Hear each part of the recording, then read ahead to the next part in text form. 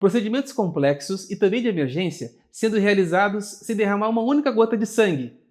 Parece coisa de ficção científica, mas já é realidade. Essa é uma técnica segura, baseada em evidências e já é disponível inclusive no SUS. Estamos falando de PBM, Patient Blood Management. Nesse vídeo você vai entender o que é cirurgia sem sangue e por que evitar transfusões pode ser vantajoso e quais são os métodos científicos para isso. E acima de tudo, vamos falar de um princípio da bioética muito importante, a autonomia do paciente. Transfusões ainda usadas, mas... Agora, um artigo científico que foi feito em 2011 com um painel de experts, eles foram revisar as indicações de transfusões em milhares de prontuários de pacientes. O que eles descobriram? Que cerca de 60% dos pacientes transfundidos não tinham uma indicação correta de acordo com os protocolos das suas próprias instituições. Ou seja, havia um erro de indicação, mais de 60% deles. Outros 30% dessas transfusões não se tinha certeza desse benefício da transfusão. E apenas 12% dessas prescrições, estavam realmente apropriadas, de acordo com o protocolo da instituição. Não necessariamente se o paciente se beneficiaria dessa transfusão ou não, só que estava dentro do protocolo vigente. Então isso mostra o que é para nós? Um excessivo uso de transfusões. Na maioria das vezes, não está de acordo com os protocolos médicos, os riscos e as limitações da transfusão. Apesar de ser uma prática comum, a transfusão de sangue tem riscos reais. Ela pode causar reações alérgicas, pode transmitir doenças, mesmo com os testes realizados. Pode enfraquecer o sistema imunológico, aumenta o tempo de internação e o risco de complicações. E tem mais, tem um problema real de escassez dos bancos de sangue. A quantidade de transfusões ela só aumenta devido a vários fatores, como o aumento da idade, da expectativa de vida, o aumento de doenças também oncohematológicas. Porém, o aumento das doações não é na mesma proporção. Portanto, tem um déficit importante, tem um gap muito importante entre as doações e as indicações das transfusões. Quanto custa o sangue? Agora, não somente os aspectos clínicos da saúde é importante. Nós temos que analisar também os aspectos financeiros da saúde. Ou seja, os procedimentos também têm que ser sustentáveis. Se a gente perguntar, quanto é que custa uma transfusão de sangue? Será que você saberia responder? Muitas pessoas dizem que a transfusão é de graça.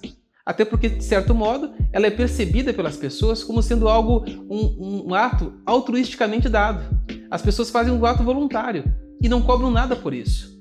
Mas, na verdade, ela tem realmente um custo. Toda a sua cadeia de valor, a partir da doação até a questão propriamente dita da transfusão. Então foi feito um estudo científico nos Estados Unidos para realmente ver o valor de uma transfusão de sangue. Quanto custava isso? E você pode ver aí no artigo que quando começou a se pesquisar quanto custava essa transfusão, eles acharam em mais de 200 hospitais um custo de aquisição de $200 só para você adquirir esse sangue. Como assim? Todo o custo de campanha de doações, campanha para conseguir mais pessoas, trazer doadores, lanche, assistencial, tudo isso tem um custo. Só para aquisição em torno de $200. Ou seja, isso por unidade transfundida. Não é de graça o sangue, ele tem um custo. Aí segue um custo na cadeia hospitalar. Em questão de exames que se faz, testes que se faz, isso eleva o valor para $600 por unidade transfundida. Ou seja, você multiplica esse valor por 3.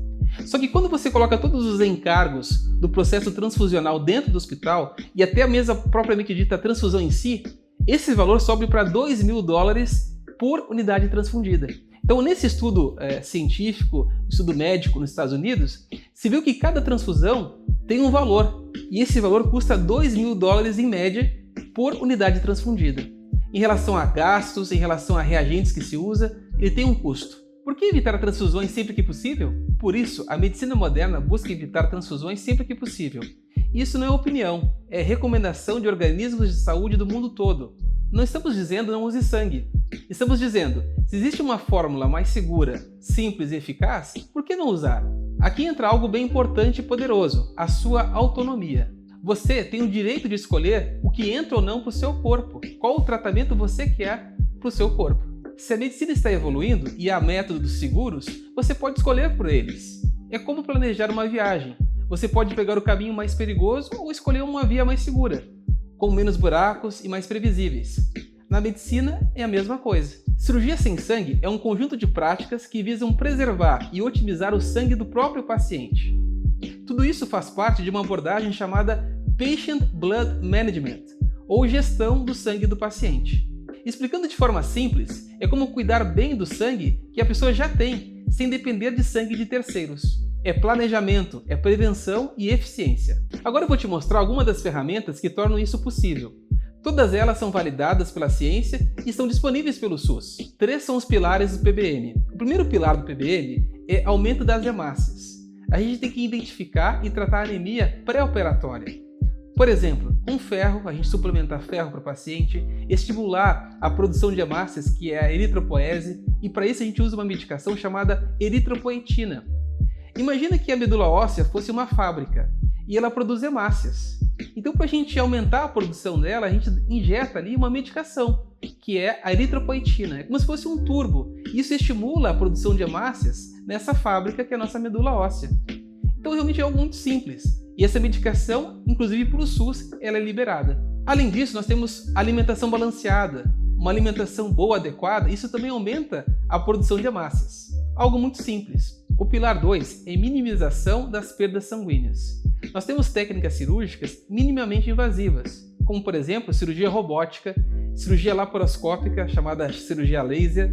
Nós temos uma máquina de autotransfusão, a Cell Saver, popularmente conhecida, que ela faz o quê? Ela aspira o sangue que seria perdido na cirurgia, ela lava, ela limpa esse sangue e volta para o próprio paciente. Ou seja, em vez do paciente perder esse sangue, na verdade o sangue volta para ele. Algo simples, uma máquina leve e portátil, que pode ser usada em qualquer cirurgia que tenha grande sangramento. Nós também temos uma medicação, que é o ácido tranexâmico, o antifibrinolítico, que realmente é uma medicação simples, que diminui o sangramento. Pilar 3. A otimização da tolerância à anemia. O que significa isso? Na verdade, a gente limitar ou restringir a indicação de transfusão, simplesmente por baixar, em vez de 10 de hemoglobina para transfundir, baixe para 7, ou às vezes cada caso é um caso, ou melhor ainda, a melhor transfusão é aquela que pode ser evitada. Nós realmente cuidarmos e aumentarmos a tolerância à anemia à transfusão. Temos também, por exemplo, a câmara hiperbárica, que é um mecanismo onde o paciente entra ali dentro e por aumento de pressão, o próprio oxigênio é difundido no plasma. A câmara hiperbárica é um mecanismo muito interessante. Os pacientes entram ali dentro, se for uma câmara hiperbárica multiplace, onde vai mais de um paciente, e a monoplace, onde apenas um paciente entra dentro dessa câmara hiperbárica.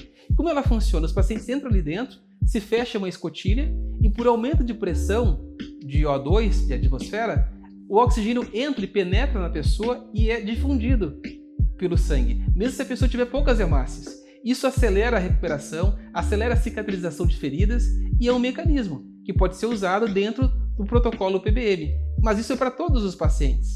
Vão se beneficiar desse mecanismo. Benefícios do PBM. São muitos benefícios, como por exemplo a redução à exposição de sangue halogênico que é de outro paciente, a diminuição de complicações pós-operatórias, uma recuperação mais rápida, menor tempo de internação, inclusive de UTI, redução de custos hospitalares, que isso é muito importante. Todos esses métodos são científicos, são eficazes, baratos e já são disponíveis, inclusive pelo SUS. Claro, cada caso é um caso. Converse com o seu médico para ver quais desses tratamentos se adequam melhor para o seu caso. Benefícios comprovados. Pacientes que fazem cirurgia sem ter a indicação de transfusão de sangue geralmente têm menos complicações, alta mais rápida e melhor recuperação. Eu quero contar agora para vocês um caso bem interessante. A nossa equipe cuidou de uma paciente bem peculiar. Eu quero falar da Amanda, que é do Rio de Janeiro. A Amanda é uma paciente muito querida e ela nasceu com uma doença no sangue chamada beta-talassemia. Ela sempre foi anêmica. A hemoglobina dela sempre ficou em torno de 8, 9 a 10 gramas de hemoglobina, sendo que o normal é acima de 12. Até aí tudo bem. Mas a Amanda ela engravidou e durante a gestação ela começou a ficar mais anêmica ainda. Como a Amanda ela queria uma gestação e um parto de qualidade, ela optou pelo protocolo PBM. Nós tratamos a Amanda, fizemos uma abordagem multiprofissional, utilizando ferro, eritropoetina, a máquina de autotransfusão, enfim. E ela deu à luz o Abner, um belo garoto que nasceu lindo e saudável. Em 2 dias, ele já estava em casa. A cirurgia sem sangue não é uma ideologia, não é uma moda, não é contra bancos de sangue. Ela é ciência, é prevenção, é respeito à sua autonomia. Fale com seu médico, se informe e exija esse direito. Você tem o poder de decidir. Você gostou desse vídeo? Então deixe o seu like, se inscreva aqui no canal e compartilhe com amigos e com familiares. E comente aqui embaixo as suas dúvidas e sugestões de temas para trazermos para os próximos vídeos. Abraço e até mais!